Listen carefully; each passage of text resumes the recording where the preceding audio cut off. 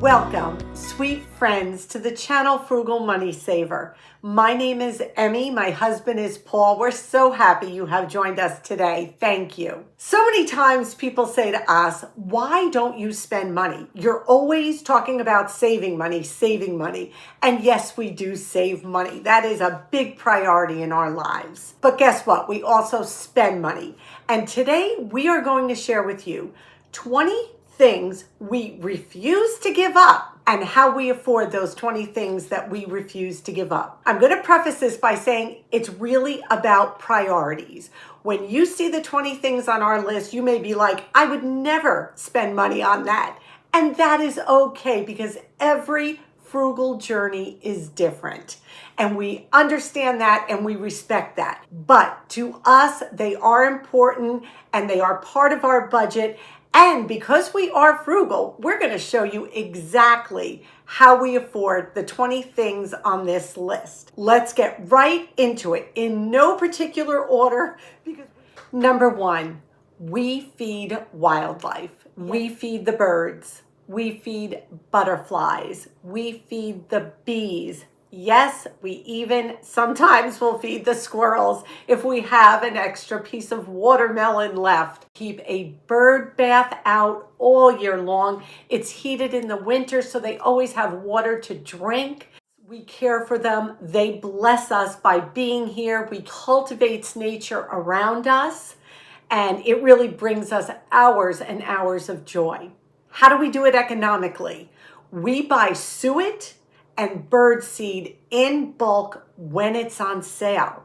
And what we do is we store them in metal garbage cans with lids so that they stay dry and safe. Those furry and feathered friends are well taken care of if they live in our yard. Number two, whole foods, meaning fruits, vegetables, meats, dairy, things like that. If you've ever seen our food hauls, you know we shy away from processed food. And there's no food shaming here. I tell you all the time, we eat bacon, okay? This is not about food shaming. This is just something we do. It makes us feel a little bit better. And sometimes whole foods can be expensive. So how do we do it? We do it by shopping loss leaders. If a particular meat is on sale, we will buy it in bulk, put it away, and freeze it. We shop clearance. We eat seasonally. So the vegetables that are on sale in the summer, we eat in the summer. What's on sale in the winter, we eat in the winter. We also grow some of our own food. That helps too. Tomatoes, basils, herbs, peppers. That's a great way to increase our produce and have it throughout the winter. Those are just a couple of ways you can save money if you choose to buy whole foods. Number three, healthcare. We do not fool around with health insurance. Now, those of you who have been with us a while know we were paying so much money, like a third of Paul's pension was going to healthcare. But after a 5-year period, we decided to switch and we went through New York Marketplace for healthcare. And we have saved $700 a month by doing that. And it is still an amazing plan. Yes, it's still very expensive, but for us, healthcare is a top priority. And we did save $700 a month, not a year, a month. So by doing it this way, we have saved money and still have been able to keep really good healthcare. Number four, vacations. That is something very important to Paul and I. How do we afford doing that? I'm going to tell you one of the main ways. Let's say hypothetically you spend $50 a week on going out to eat. That's $2,600 a year. Paul and I very rarely go out to eat, and our vacations don't cost us anywhere near $2,600. But that is how we look at it. We trade one luxury for another. Vacations are something that we enjoy taking. We really have a good time getting away for a little bit. No phones, no internet, just downtime. It really works for us. And one of the main ways we do it is by taking our going out budget and just getting rid of eating out, except on very rare occasions. Just food for thought. $50 a week on takeout, drive-through, or sit-down restaurants is $2,600. Can you think of something else you'd like to do with that money?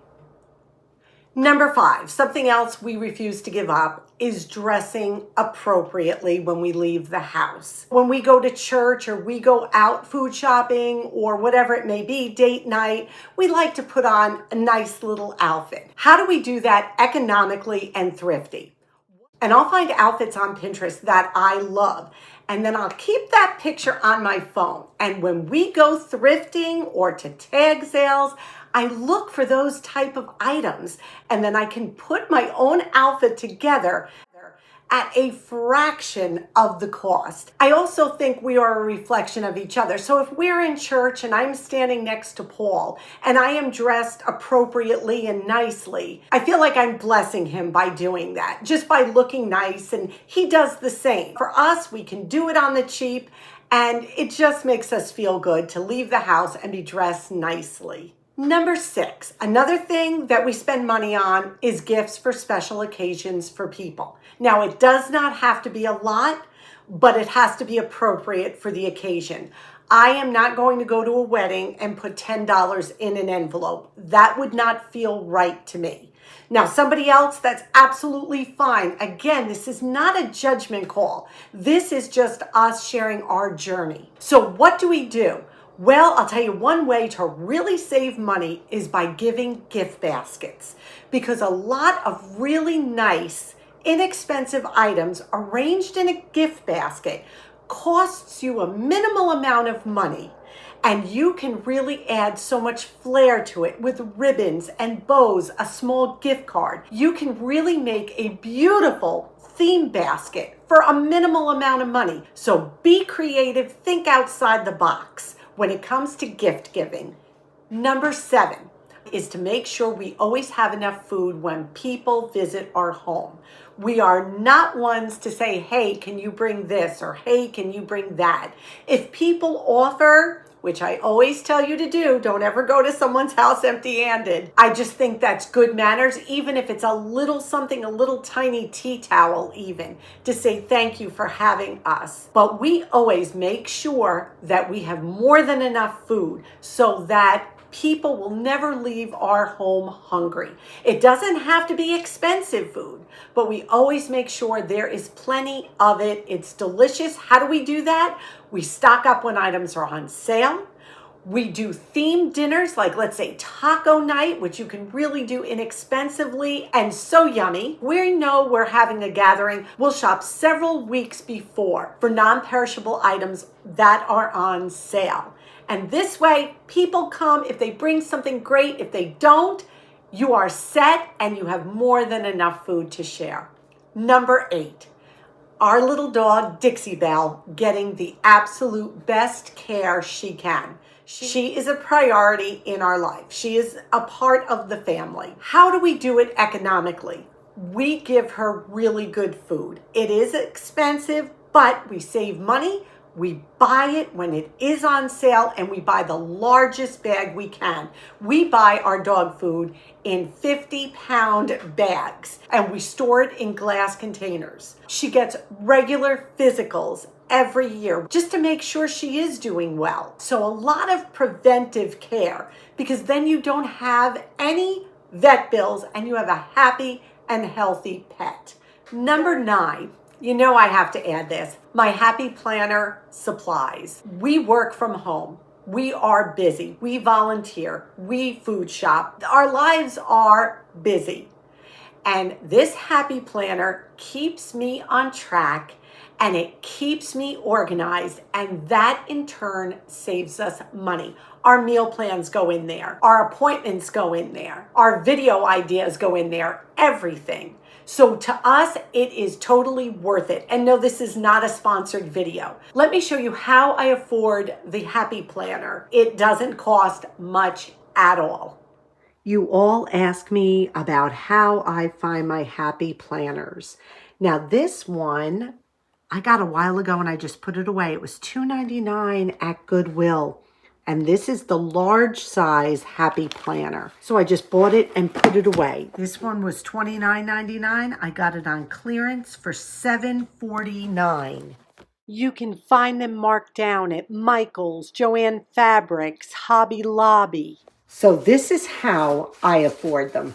Number 10 is one of Paul's priorities, and that's no cheap hand tools. All his hand tools are really good quality. And he has bought them throughout the year. He buys them when they're on sale. He finds them at tag sales all the time. The other day, he found like a hand trimmer for outside, made in America. The thing was beautiful, a couple of dollars. So that's what he does. He has built up his collection over time. Everything he has is really good quality. And to him, that just makes sense, because if you buy a cheap tool, you can get hurt. It doesn't last. It costs you more having to buy the same item over and over. So that is something Paul definitely invests in. Number 11, we usually keep a frozen pizza in the freezer. And we've shared this with you before. I get tired. Some nights I don't feel like cooking, but I don't want to go through that drive-through either. No way. We usually keep a frozen pizza for around $5 or $6 that we pick up at the supermarket. Well, now we're doing something even better.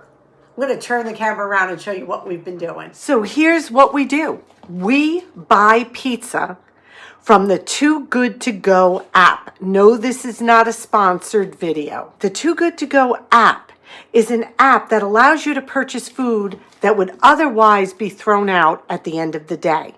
So this box right here cost us $4.99 from our local pizza shop. Let's see what we got for $4.99. We have got 2 big, beautiful pieces of Sicilian pizza. 2 of the white pizza. That's absolutely my favorite.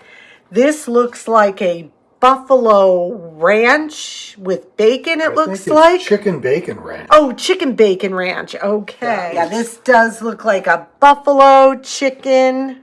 This looks like a giant piece of sausage. These pieces are so huge. Look at the size of this pizza. That's 2 slices right Look there. at my hands. $4.99 for this box. So this is way better than a frozen pizza. Food did not go in the garbage. Paul and I will take these, package them up in slices of 2 with a big green salad. Man, we have some meal. So this is how we manage to have pizza in the freezer at all times. Number 12.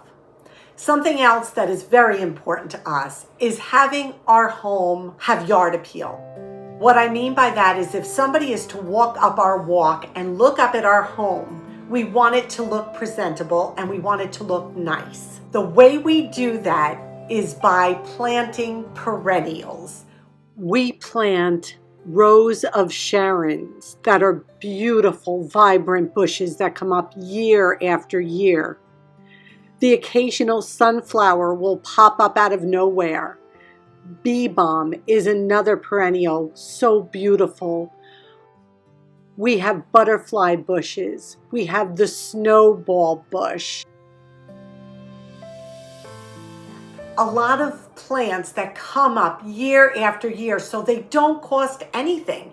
And most of the time I have a wonderful, loving sister-in-law who shares her plants with me, so that when people approach your home, it's a little pop of color. And what's so great about perennials, as one winds down, another one starts up. Number 13, we refuse to give up some items that we buy organic. Now, some people are strictly organic, some people don't believe in it at all. There are several items we do buy solely organic. One of them is celery, one of them is carrots, and spices. I am adamant about organic spices. So how do I afford that? Well, of course, like things like carrots and celery, they keep for a while. So you buy them in big bags when they go on sale. And as far as spices, I have found some of my best spices at TJ Maxx and Marshall's, and also in the supermarket if they are on sale. So that's just another example. Number 14 is tithing. That is totally non-negotiable. Paul and I tithe. All I will say to that is we get it back 100-fold. Enough said, but that is something that is totally non-negotiable in our lives. Number 15, I am brand loyal to Ivory soap. That is the only bar of soap you will find in our home. It's pure, it doesn't have dyes, it doesn't have perfumes, it's just got this lovely fresh scent, always buy on sale. And what we do is we don't store our soap in the bathroom, we store it in our bedroom closet. I know, laugh, but the moisture from the bathroom can make soap disintegrate. You know, the steam. So what we do is we keep our bar soap in the bedroom closet. Also makes the closet smell good too. Number 16, another Paul non-negotiable item are guitar strings.